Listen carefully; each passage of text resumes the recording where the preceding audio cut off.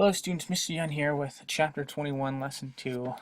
Pretty much this whole lesson is on what it was like to live in the city. So you had industrialization, trains, corporations, railroad barons, super rich guys. There were a lot of big changes happening in the United States. And as a result, the way people lived was changing. In 1870, only 1 in 4 Americans lived in town, 2,500 or more. By 1910, nearly half the population lived in an urban setting, that is to say, like a large town or city, so pretty significant shift. By 1890, up to 80% of a city's population was an immigrant. That's 8 out of 10 people weren't born in the United States. Be they immigrant or old American blood, they're all moving to the city for one big reason, to get a job. Let's bump it to the next page here. Alright, hey, they black, white, green, Martian, whatever, they came looking for work. The cities grew, fueled by people and raw materials. Trains were an important factor in the growth of cities. The transportation capacity brought people, materials, and food to the cities, basically sustaining this massive growth. Some cities like Chicago were known for their meatpacking industry. Pittsburgh was known for its steel industry. New York and San Francisco thrived on international trade, being, port cities on the oceans. Now, in large cities, vast sums of poor working class, most often immigrants, lived in tenements. They could best be described as vastly overcrowded apartments with multiple families for every toilet and cold water tap. They're basically like crappy apartments, really filled up with people. Every nook and cranny was filled, like with children or whatever. They were generally run down and filthy.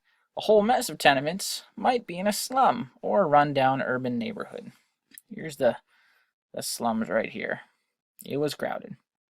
Now, with the massive growth of industry and population, you need more doctors, more lawyers, more teachers, more clerks. These professionals made up the growing middle class. Like, they weren't rich, but they didn't live in the slums, and they lived pretty comfortably. They'd probably have access to hot water, electricity, and have actual time for hobbies like reading or going to the ball game or art. With new transportation like cars and trolleys, they might move to the area surrounding the city, which of course is called the suburbs. And the rich. We learned a bit about some ultra-rich fellows like Carnegie and Vanderbilt already. The mega-rich businessman was still sort of a new thing at the time. Their opulent wealth provided them with mansions in the city, and sometimes they had another mansion out in the country as well. Their wealth and the poverty that basically held them up and supported them led this time to be called the Gilded Age. Being gilded means being encased of a thin layer of gold. It's a metaphor, get it? So, like, it looks like everything's all great and dandy, but behind all that opulence, you have all the poor people helping those guys get rich. And troubles in the city. So big problems arose from the massive and crowded population. The crowded population growth of the cities. Disease spread rapidly. Disease like whooping cough and tuberculosis. New York actually started to have schools screen children for contagious diseases. And they also set up some clinics, like public clinics, and they even started doing house visits with nurses, trying to prevent the spread of disease. Now, poverty was also a problem, and where there's poverty, there's crime. There was petty crime, like, kids stealing food so they don't starve to death, which wasn't so much the problem as was the gangs. We could probably have a whole class on gangs of urban life in 1900. But I did dig up this picture here of the Gophers, which were a New York gang from probably 1890 to 1910. And they were brutal, like what you would think of a gang. Now, the plight of the city did not go unnoticed. Religious organizations and other prominent folks set up orphanages, prisons, which don't sound so great, but hospitals, recreation centers, places like that to help the poor. Settlement houses offered many services, like a place to sleep and like English language lessons. The most famous settlement house was Hull House in Chicago, founded by Jane Addams in 1889. You can click on this picture here of the Hull House to learn all kinds of things about it. Now, with the changing times, cities began to look different. Builders needed to fit more people into smaller and smaller areas, so instead of building out, they began to build up. Taller buildings became possible with iron supports, and the safety elevator, invented by Alicia Otis in 1852.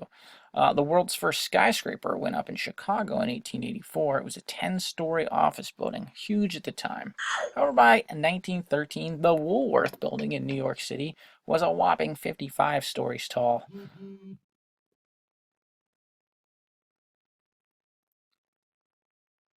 Now, American architecture showed itself in the creation of parks within the cities. Their purpose was to provide beauty and greenery to urban dwellers. Frederick Olmsted designed Central Park in New York City. It's a pretty famous park, as well as several parks in places like Washington, D.C., Chicago, and even the World's Fair. There's Central Park today. Now, in the late 1800s, public transportation really took off. Cable cars in San Francisco pulled people around. It was literally a car pulled by a cable with like a giant motor all the way on the other end. Kind of like my kid has a toy truck and he pulls around by a string. Um, Trolleys were like tiny trains that were powered by overhead power cables. In 1897, Boston, the first underground railroad, was created. We, of course, call it a subway. New York City opened its first section of subway in 1903. Now, new technology made for better bridges that could span further. For example, the Eads Bridge in St. Louis spanned the Mississippi River, which is pretty amazing. The Brooklyn Bridge, finished in 1883, connects Manhattan Island to Brooklyn. Both the Brooklyn and the Eads bridges stand up to this very day. It's still there. There's a Brooklyn Bridge. All right. In terms of content, that's it for today. You do have a quiz on the next page. It's your basic 10-point quiz. We'll probably try to do an assignment, written type assignment soon. Just building a big buffer for grading. That's it. You've got 2 attempts if you need them. Let me know if you have any questions. Otherwise, have a great day, all right?